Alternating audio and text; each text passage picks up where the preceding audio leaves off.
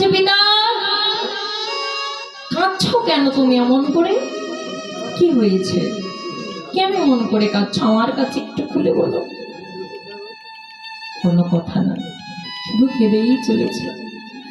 মায়ের কাছে গিয়ে বলছে, মা ও মা, কেন এমন করে কাঁদছো বলো, কি হয়েছে? পিতাও কাঁদছে, তুমিও কাঁদছো, কেন এমন করে তোমরা কাঁদছো? আমার কাছে একটু খুলে বলো না গো। মাও কিছু বলতে পারছে না, সন্তানকে বুকে জড়িয়ে শুধু কাঁদছে। আবার দৌড়ে গেল পিতার কাছে, পিতা মা কাঁদছে, মাকে দেখলাম, সেও মায় কিছু বলছি না, তোমাকে বলছি তুমিও কিছু বলছো না, কি হয়েছে আমাকে বলবে তো? আমি কি একটু শুনতে পারি না তোমরা আমার করে কেন কাঁদছো? পিতা ভাবলেন যে শিশুটার, যে ছোট্ট ছেলেটার পরমায় আর মাত্র 10 দিন, তাকে আর আমার মিথ্যে বলে কি হবে? বলেই ফেললেন, পুত্র তোকে যে আর 10 দিন বাদে চিরজন্মের মতোই ধরাধাম ছেড়ে চলে যেতে হবে। যে না বললেন, বললো না পিতা, আমি কোথাও যেতে চাই না, আমিও রাজা হব, আমিও প্রজা পালন করব, আমিও রাজ্য পরিচালনা করব, রাজ্যভার গ্রহণ করব, আমি কোথাও যেতে চাই না, আমি তোমাদেরকে ছেড়ে কোথাও যেতে চাই না, আমি তোমাকে ছেড়ে যেতে চাই না, আমার মাকে ছেড়ে যেতে চাই না, আমি কোথাও যাব না।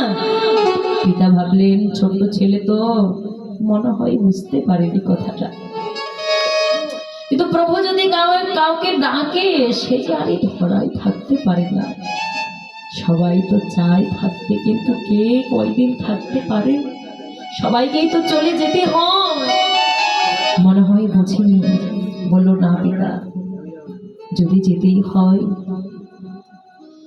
তবে বলো তুমি কেন আরো 10টা দিন আগে তুমি আমাকে কথা জানালে না?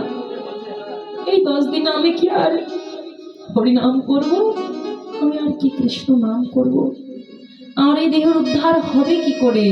কি করে আমি উদ্ধার হব, প্রভুর চরণ পাবো, আমাকে বলো। ওরা সবাই ভাবনায় পড়ে গেলেন। সমানের এমন আকুতি দেখে, কান্না দেখে, ভাব ভক্তি দেখে সঙ্গে সঙ্গে নারদ মুনি ছুটে এলো। সমান কেঁদো না ভাই অমন করে। রাজা পরীক্ষিত তো 7 দিন মাত্র সময় ছিল, আর সেই 7 দিনই হরির কথা শ্রবণ করেই উদ্ধার হয়ে গেছিল। তুমি না হয় হরিনাম করো, তুমি না হয় কৃষ্ণ নাম করো, তুমি না হয় উচ্চ করে কৃষ্ণ নাম গাও, কীর্তন করো, দেখবে তোমারও প্রভু কৃপা হয়ে যাবে, তার সঙ্গ পেয়ে যাবে। বলল ঠিক আছে, যদি আমার হরিনাম করতেই হয় এই রাজ দরবারে বসে নয়, আমি এই ঘরে থাকবো না, আমি রাজ্য ছেড়ে চলে যাব, আমি পথে পথে দুবাহু তুলে হরিনাম কৃষ্ণ নাম করব। মা ছোট্ট সমানকে কোলে বসিয়ে নিয়ে নয়নে কাজল পরিয়ে দিলেন, সুন্দর করে সাজিয়ে দিলেন, মাকে প্রণাম জানালেন। মা আমি তো চলে যাচ্ছি, আমি আর কখনো ফিরে আসবো না। মা তুমি তো প্রভুর কাছে যাবে, চাইবে, কিন্তু শোনো, তুমি যাক দুবাহু তুলে নাম গাইতে গাইতে পথে পথে যেতে লাগলে,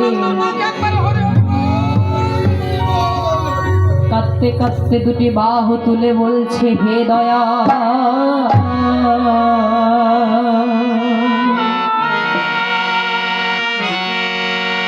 আমায় একবার পার করো হে